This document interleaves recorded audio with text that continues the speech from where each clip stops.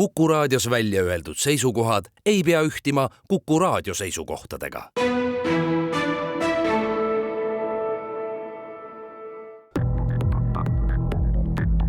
Krimiraadio. Tere taas! Eetris on selle sugise teine Krimiraadio. Stuudios on ajakirjanikud Raul Ranne ja Karel Reisenbuk. Ekspert Andres Anvelti täna ei ole, aga saade saab sellest hoolimata, ma usun, vägev, sest vähemalt meie kahekesi teeme kõik selleks, et saade saaks vägev. Loomulikult teeme. No tänases saates räägime laias laastus kahest teemast. Saate teises pooles võtame jutuks selle suve ja sügise arusaamatult ohvriterohke liikluspildi. Mis siis on ikkagi inimestega juhtunud? Miks meie inimesed liiklevad nagu poolearulised surmapõlgurid? Aga esmalt võtame luubi alla olukorra idapiiril. Pole saladus, et alates sellest suvest kontrollitakse Narva, Luhamaa ja Koidula piiripunktides piiriületajaid ekstra põhjalikkusega. Sellest on palju räägitud, selle üle on nurisetud, selle üle on kurdetud, et sellel kõigel on reaalne põhjus. Meil on stuudios Maksu- ja Tolliameti Narva tollipunkti juhataja Ants Kuti, kellega räägimegi, milliseid kriminaalseid avastusi meie ametnikud on idapiirul teinud. Tere tulemast Krimiraadiosse. Tervist. Ants Kuti, no milline on hetkel seis piiril? Minu hinnangul on seis piiril nii-öelda stabiilne ja suhteliselt turvaline. Kas piiriületajad, kes esialgu kippusid seal sõimlema, kurtma, õiendama, vinguma, on nüüd maha rahunenud ja saavad aru, milles asi on ja miks neid seekord ikkagi palju põhjalikumalt uuritakse ja menetletakse? Kindlasti on seda arusaamist ja seda informatsiooni palju rohkem ja inimesed on tunduvalt teadlikumad ja teevad nii-öelda selle heas mõttes kodutöö enne piiriületust ära ja vaatavad, et kas kaubad, mida nad soovivad üle piiri tuua, on sanktsioneeritud kaupade nimekirjas või ei ole. Et selles mõttes seda on märgata ja kommunikatsioon on toiminud üsna hästi. Nii et vingumist, sõimlemist on vähem? On kindlasti vähem, jah, et loomulikult piiriületus ei ole mugav, ta on aeganõudev, endiselt tuleb aeg-ajalt seista tunde järjekorras, aga lõppkokkuvõttes on ka piiriületuste arv nüüd seoses puhkuste perioodi nii-öelda lõppemisega järjest vähemaks läinud, nii et selles mõttes saame ilusti hakkama. Aga räägime edasi just nimelt juhtumite keeles, et seal on hulgas palju neid, kus arvatavalt inimesed ikkagi üsna teadlikult üritavad üle viia siis mingisugust sanktsioneeritud kaupa, keelatud kaupa, aga on ka neid, kes võib-olla tõesti ei tea. Nii et hakkame siit järjest minema. Karel, on sul? Jaa, loomulikult võtame ette mõned juhtumid, sellepärast et nii on ju ka kuulajal huvitavam. No sel suvel peeti Narva tollipunktis kinni 3 Venemaale suunduvat reisijat, siis Venemaa ja Eesti kodanik ning reisija, kellel oli Venemaa, Ukraina ja Kanada kodakondsus, kes siis suundusid Venemaale ning soovisid üle piiri viia droone. Ma saan aru, et tegemist on üsna värske juhtumiga ja palju võib-olla ka rääkida ei saa, aga kas tõesti üritavad teiste hulgas ka Eesti kodakondsed siis sõjardile droone viia? No kahjuks täpselt nii, et selles mõttes droonid ei ole muidugi ainukesed asjad, mis on sanktsioonide all ja mida on keelatud üle piiri viia, et nii on. Droonid, erinevate tulirelvade osad, padrunisalved, militaarriietus, saapad, erinevad seadmed, kiibid, öövaatlusseadmed, et kõik sellised asjad on meil nii-öelda piiril vahele jäänud. No mul ongi siin paar järgmist case'i. Üks on siis jällegi Narvast tollipunktis kinni peetud isik, kes suundus Venemaale, tüüp tegi näo, et tal pole midagi deklareerida, aga tegelikult oli siis spordikotis, ma saan aru, et Starlinki antenn, mis on Venemaal sõjaväe, ütleme siis seal rindepiirkonnas väga hinnas sidevahend, sest venelaste enda sidevahendid on üsna viletsakesed, nagu me teame. Ja teiseks oli tal seal kotis ka hulga Glock püstolite padrunisalvesi. See on siis näide sellest, et nii üks kui teine on keelatud, aga vend üritas ikkagi üle viia selle, jah? No täpselt nii, tegelikult ma võib-olla räägiks hästi lühidalt, miks me üldse täieliku tollikontrolli kehtestasime. Just, 4. augustil Vabariigi Valitsus võttis vastu otsuse, et välispiiril kehtestab Maksu- ja Tolliamet täieliku tollikontrolli.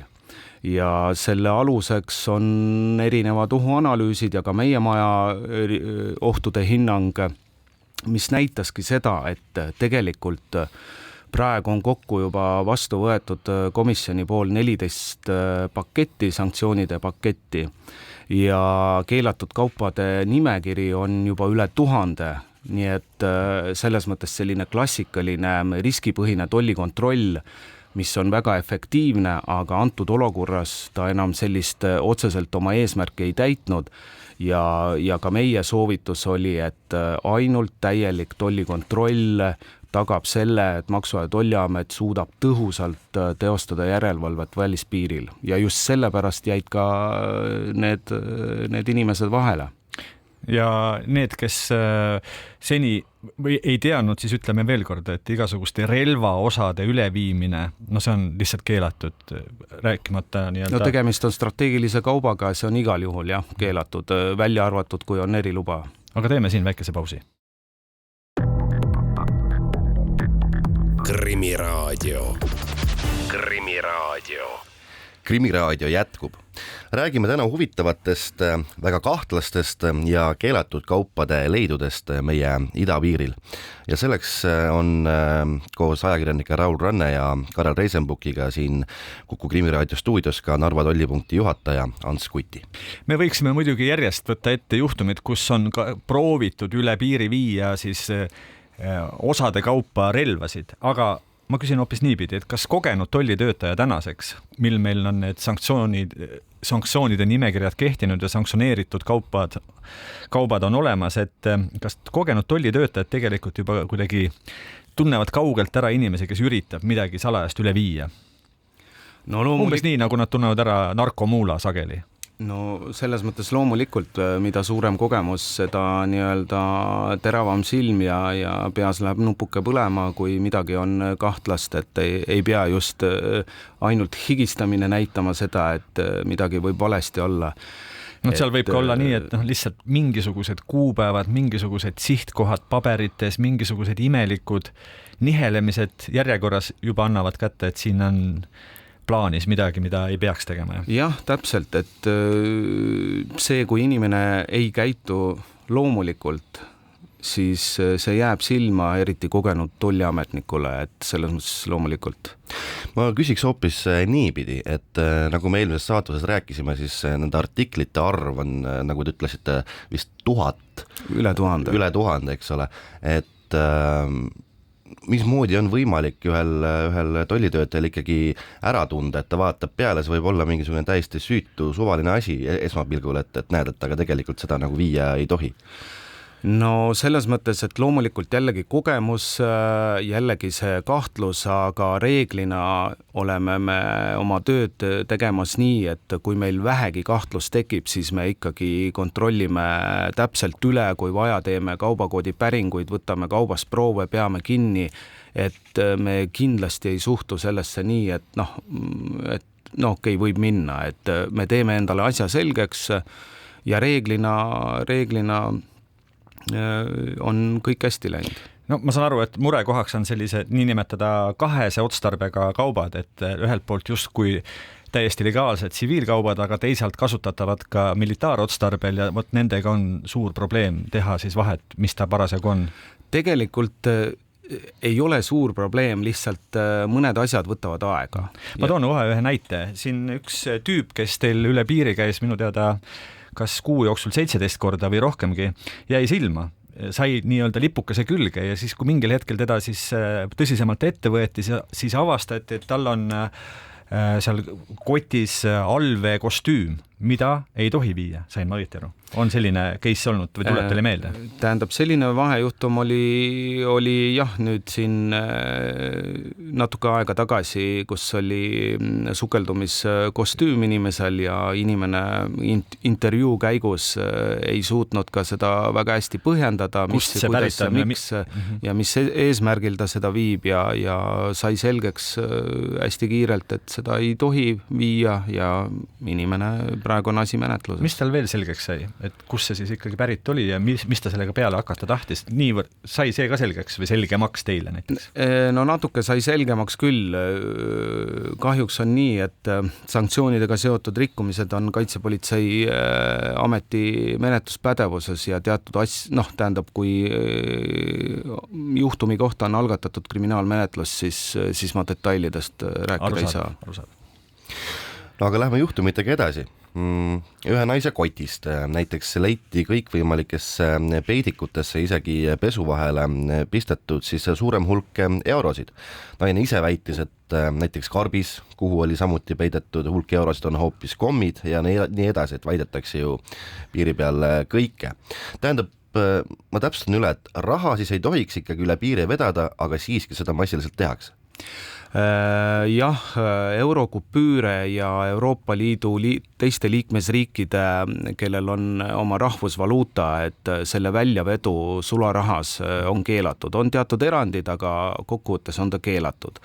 Ja inimesed kahjuks üritavad nii-öelda suuremaid summasi peita. On juhtumeid, kus on tõesti aluspesus rinnahoidjate vahel on hajutatud nii-öelda kotis asjade seas, et seesama kommikarp, et see on meile tuntud trikk, et kunagi jäid vahele isegi sellised tordid, kus oli päris šokolaadi peale nii-öelda riivitud ja lõhnas ja kõik oli hästi, aga seest oli nii-öelda tühi ja veeti salakaupa, et trikke mõeldakse. Nendest peidukohtadest ja inimeste leidlikkusest räägime pisut hiljem veel, aga ma toon veel ühe näite.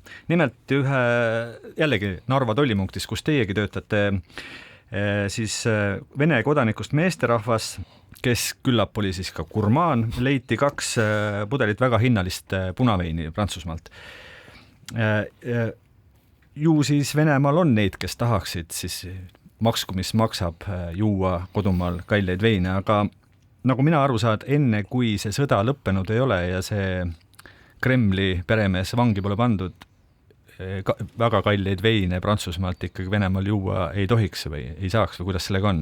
Loomulikult nad on sanktsioneeritud kaup kui luksuskaup, mille maksumus on 300 € ja tõesti tavaliselt me oleme täheldanud, et neid veine üritavad üle piiri viia nii-öelda tellimuse peale sellised, ütleme siis muulad või sellised salakaubavedajad, kes on sellele spetsialiseerunud. Et kuskil keegi pojaar otsustas, et ta tahaks just midagi frantsooski ja siis saadetakse kullerid Euroopasse. Või tehakse tellimus ja siis leitakse koha peal kuller. Ja siis keegi siis oma, ma ei tea, elu ja tuleviku hinnaga on valmis siis seda üle piiri smuugeldama, maksku mis maksab. No täpselt nii, jah. No sarnane lugu on vist ka autodega, kuigi venelased ise seletavad, et nad suudavad kõik lääne autod asendada, kas siis omamaiste või hiinlaste toodanguga, siis tegelikult ju ütleme nii, et pisut luiskavad, sellepärast, et armastavad nad seal jätkuvalt väga palju lääne luksusmasinaid ning üritavad neidki vist üle piiri vedada. No kui me räägime autodest, siis praegu on transpordivahendite piiriületus Narvas lukus, aga väga palju püütakse lääne autode varuosi ja eriti mootoriõli. Et viimane juhtum, mis mulle silma jäi, oli täpselt, et salakaubavedaja püüdis mootoriõli viia üle sellises, mis on originaalis musta värvi pesukeeli anumas.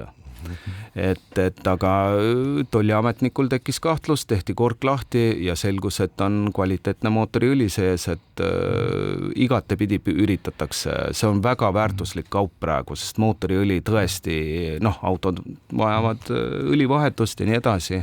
Aga see tähendab, et ütleme venelased, kes on võimelised tootma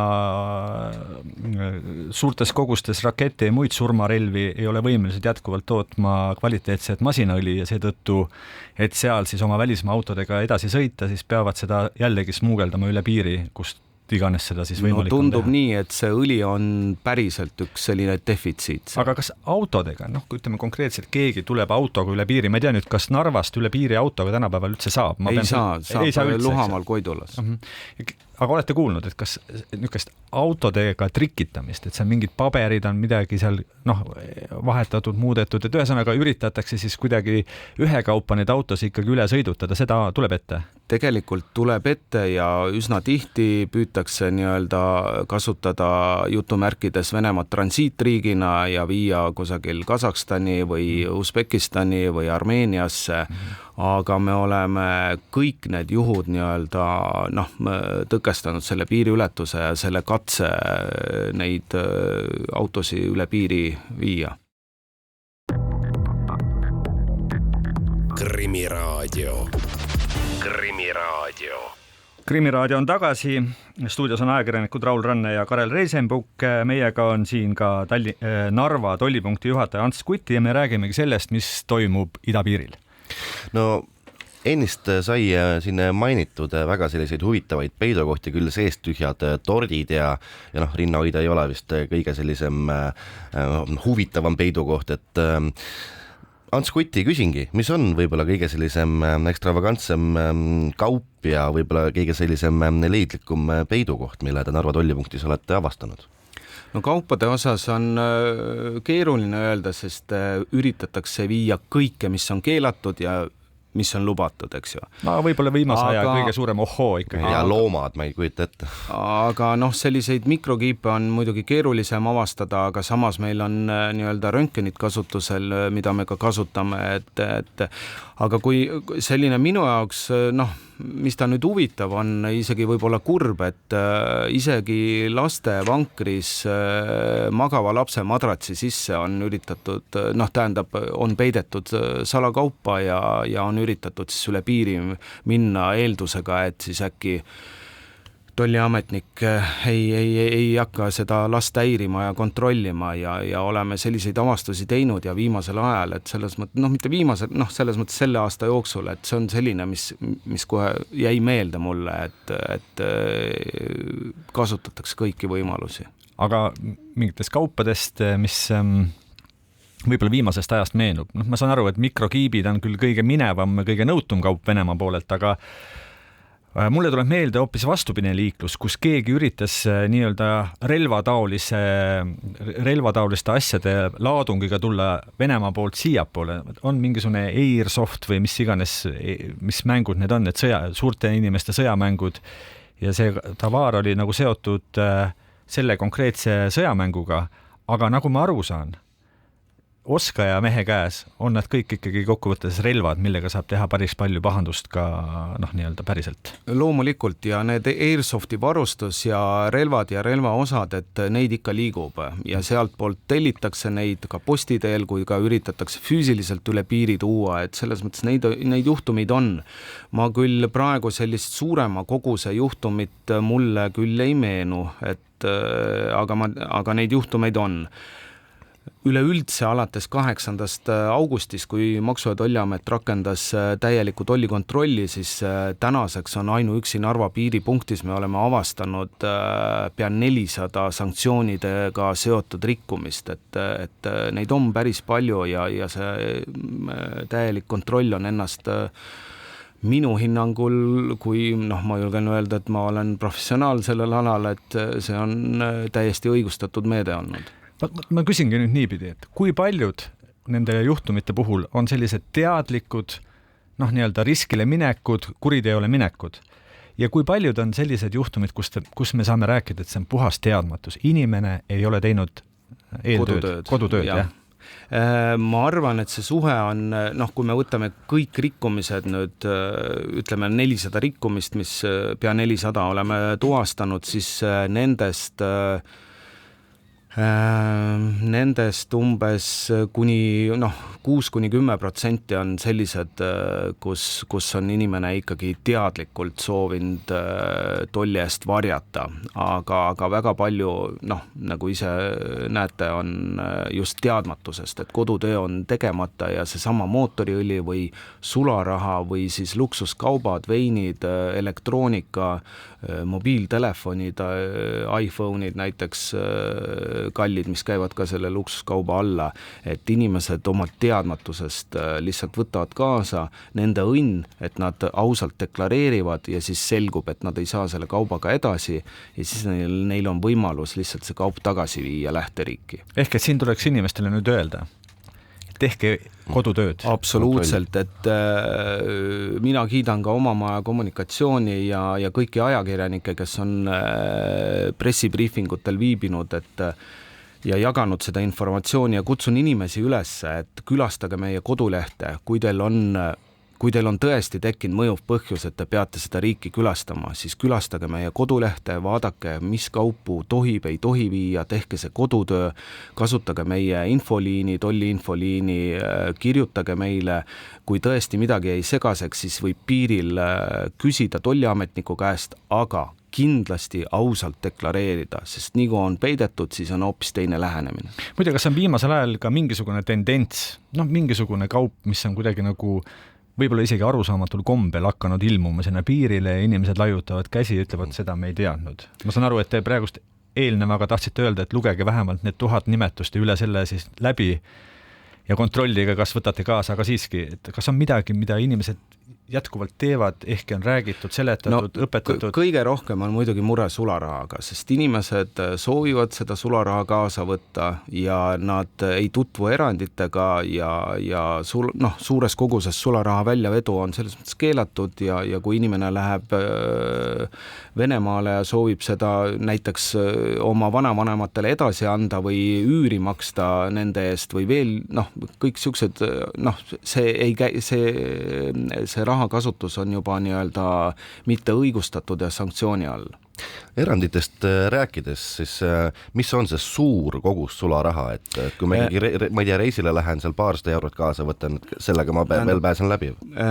Ei, kõik oleneb sellest, et mis eesmärgil te selle raha kaasa võtate.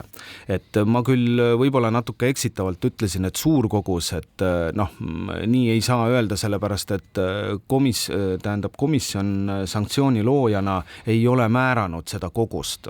Ehk siis, kui on kaasas näiteks 1000 eurot ja selle kasutamise eesmärk ei käi erandiga, ei ole kooskõlas, siis nullist kogu see raha on nii-öelda keelatud Venemaale toimetada, et jällegi, siit tulenebki see, miks komisjon ei ole seda mingit piirmäära, kui teil on 20 eurot taskus ja te tahate ainult Jaanilinnas korra kusagil poes käia või süüa, siis ilmselt tagasi ei saadeta teid.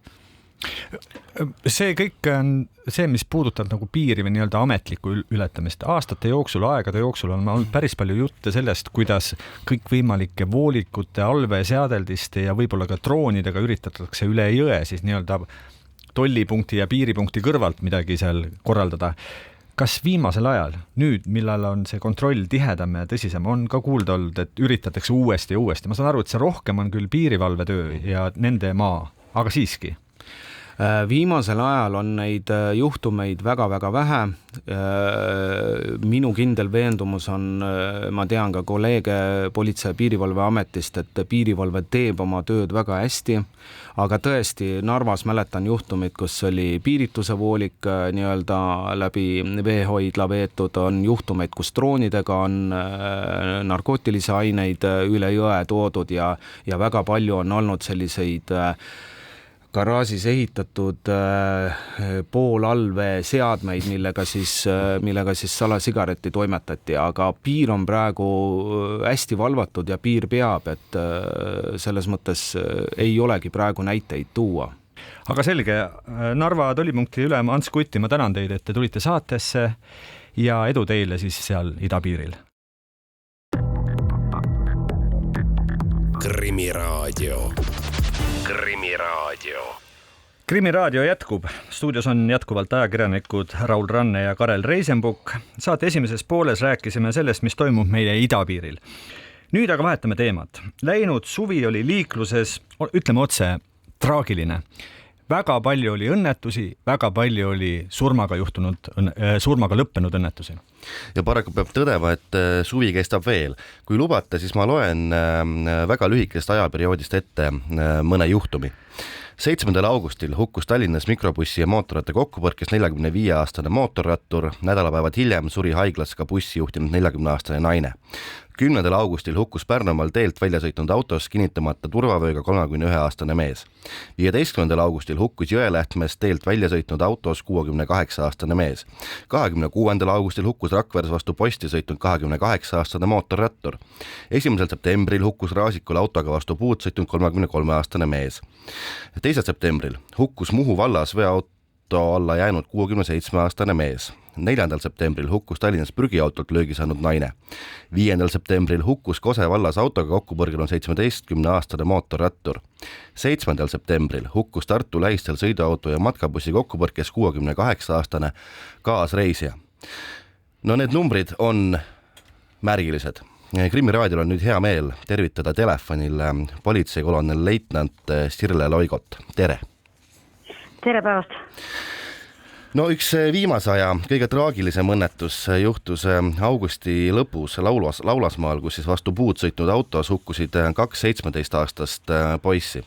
Sirle Loigo, kui palju on võimalik tänaste teadmiste juures öelda, mis seal täpselt juhtus, mis seal saatuslikuks sai?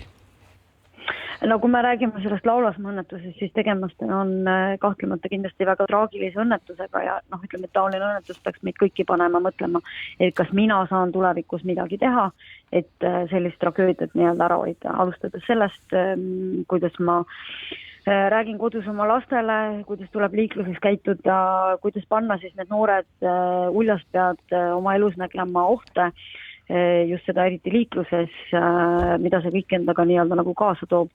Et kui sellest konkreetsest õnnetusest rääkida, siis jah, ega sellest konkreetsest õnnetusest suurt midagi praegust kommenteerida ei saa, et kui oli üks auto ja 2 noort inimest, kes on tänaseks hukkunud, et käimas on kriminaalmenetlus ja kõiki neid kriminaalmenetluse käigus selguvaid asjaolusid kommenteerib prokuratuur.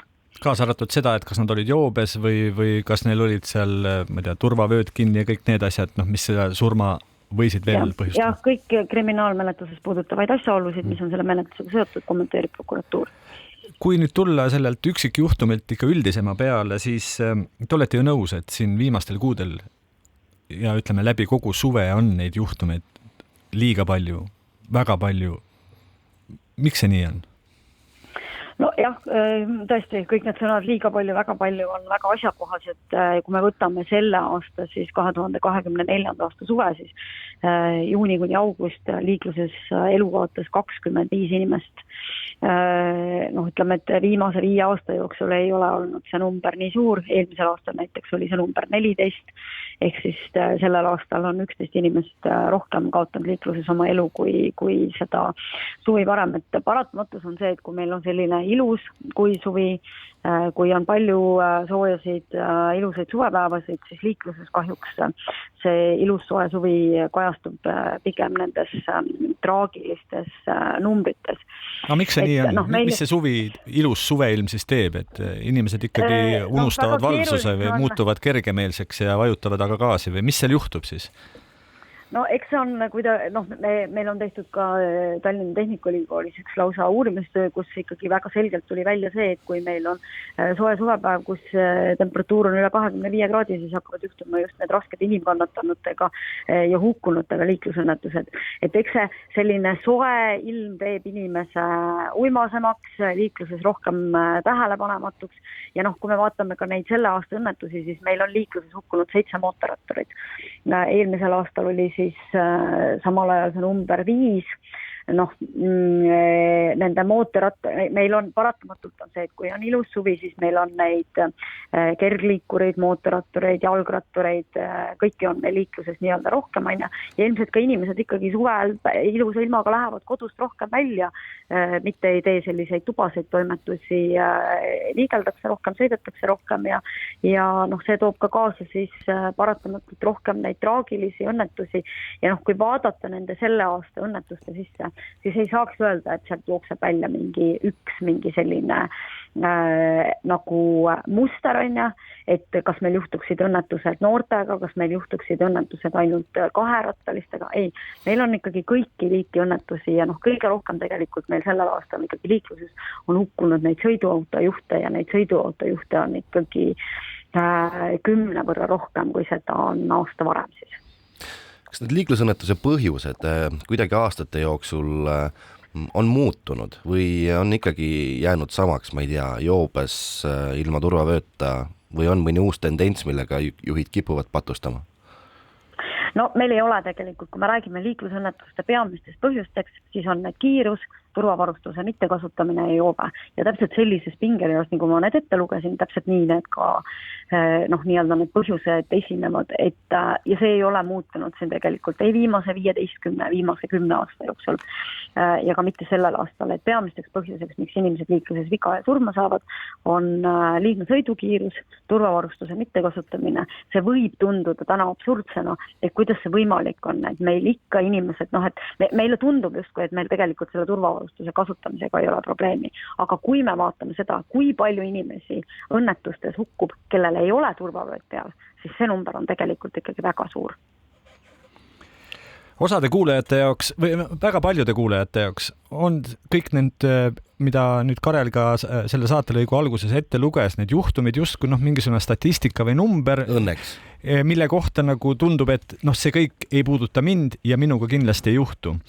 Nüüd teie politseinikena, ametnikena peate, kuidas öelda, sündmuskohale minema, seda juhtunut menetlema ja lõpuks ka väga sagedasti mingisuguse kurva teate kellegine viima. Kuivõrd need juhtumid, liiatigi kui nad on toimunud kuidagi väga, väga nagu arusaamatutel ja imelikel põhjustel, kus ilmselgelt ei ole näha ei joovet ega võib-olla ka turvavarustuse mittekasutamist. Kui keeruline on sellistel puhkudel minna nüüd kellegi juurde viima seda sõnumit, et teie laps või teie isa või teie naine või teie tütar on hukkunud? Tegelikult sõltumata selle liiklusõnnetuse asjaoludest, see on ikkagi väga raske ja keeruline hetk minna kellegile teatama, et teie elu on nüüdsest jäädavalt. Sellest hetkest alates sa ju tegelikult sinna ukse taha minnes selle inimesega kontakti luues, sa tegelikult tead, et sa muudad selle perekonna, nende inimeste elu nii-öelda nagu jäädavalt sellest hetkest alates, kui nad saavad teada. Ja ega see ei ole ükskõik millise õnnetuse puhul, kas see on noor või vana laps või täiskasvanud, igal juhul on see väga raske.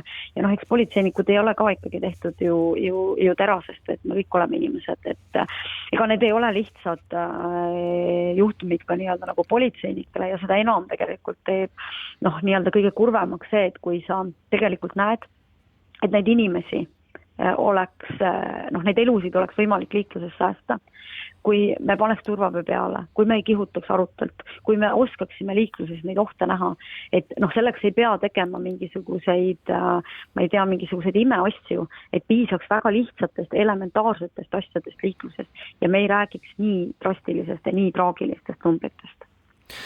Kui selle aasta suvi hetkeks välja jätta ja veidi üldistada, siis viimastel aastatel on olukord liikluses ju pigem olnud üsna stabiilne. See tähendab, et midagi pole läinud ka paremaks ja midagi pole ka kuidagi katastroofiliselt halvemaks läinud. On mul õigus?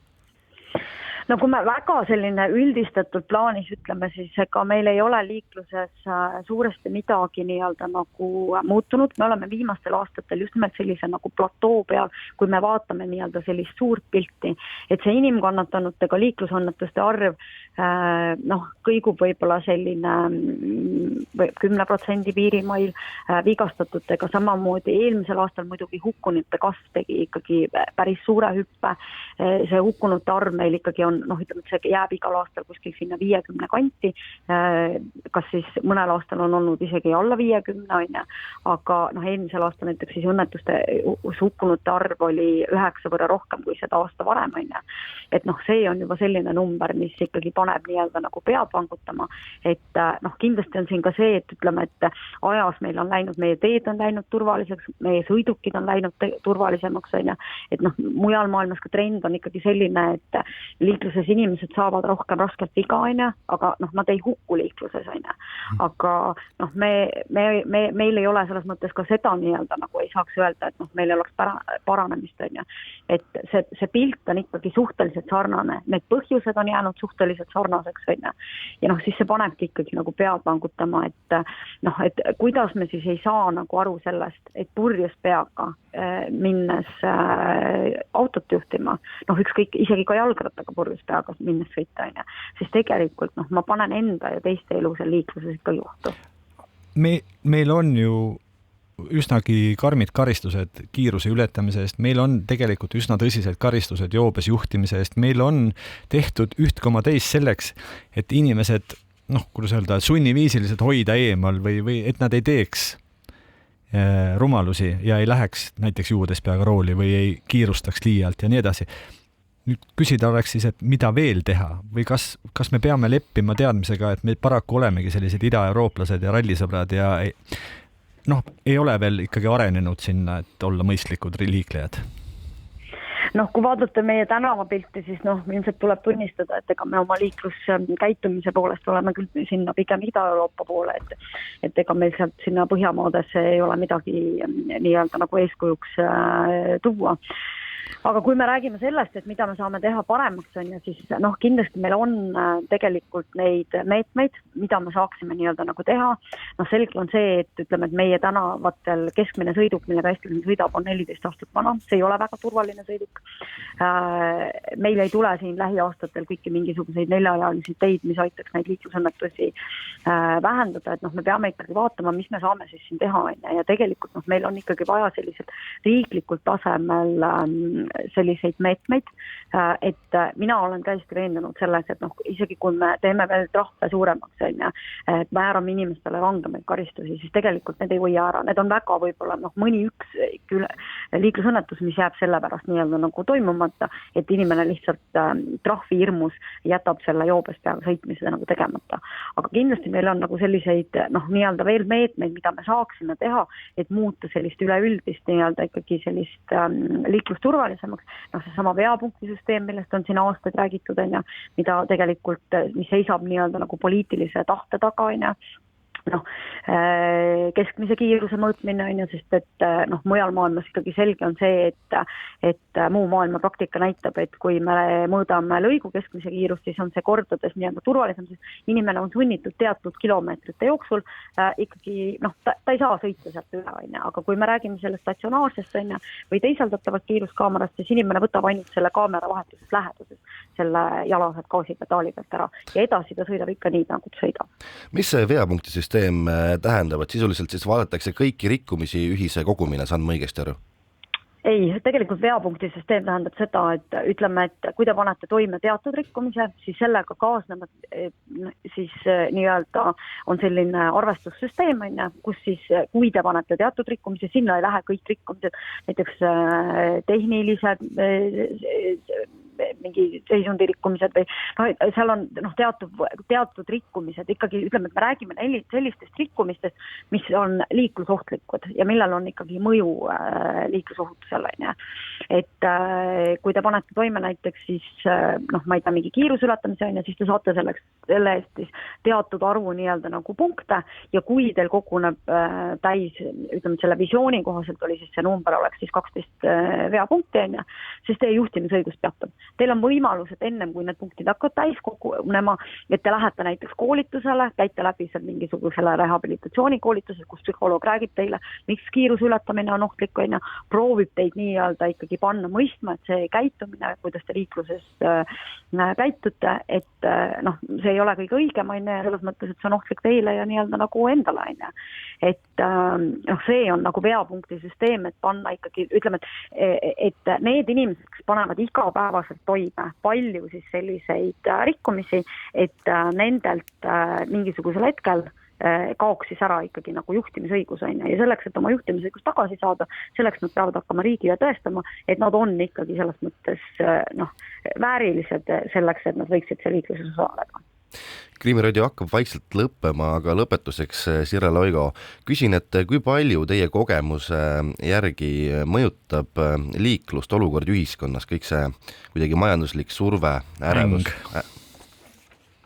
Otse loomulikult väga palju, väga selgelt ütleme, et ikkagi liiklustatistikas joonistub see välja, et kui majandusel hakkab minema halvasti, siis hakkab liikluses minema ka halvasti, sest et inimene on ikkagi läbi ja lõhki inimene. Kui inimesel on probleemid, siis need probleemid tulevad temaga kõik kaasa liiklusesse. Inimene on seal närvilisem, inimene, see on see koht, kus ma siis nii-öelda nagu ka ennast väga sageli teiste peale välja elan, kui ma ei oska oma pingeid nii-öelda nagu maandada ja mina politseinikuna ütlen, et tegelikult oleks ikkagi tore idee see, kui iga inimene, kes on liikluses mootorsõidukijuht, peab aastas vähemalt 1 korra käima seal psühholoogi juures oma muresid arutamas. Aitäh, politseikolonel leitnant Sirle Loigo selle jutuajamise eest. Sellega on tänane Krimiraadio läbi saanud. Saatejuhid olid tavapäraselt Raul Ranne ja Karel Reisenbuk. Tänases saates rääkisime salakaubandusest idapiiril ning vaatasime tagasi karmile liiklussuvele. Täname kõiki kuulajaid ning loomulikult ka kõiki saates osalenud külalisi. Järgmine Krimiraadio on eetris juba järgmisel teisipäeval kell 1. Kuulmiseni. Krimiraadio. Krimiraadio.